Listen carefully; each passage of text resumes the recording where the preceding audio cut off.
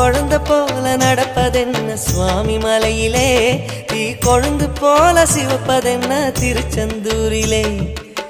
குழந்தை வேலன கொஞ்சி விளையாடலாம், கோபக்கார குமரன எப்படித்தான் ஆடலாம்.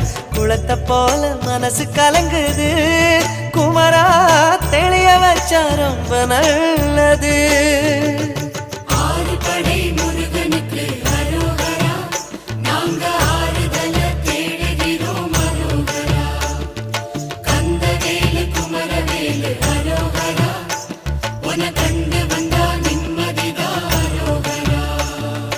பழனியிலே சந்நியாசி, தணிகையிலே சம்சாரி, ஓம் கணக்கு புரியலையே முருகா, ஓம் கணக்கு புரியலையே முருகா.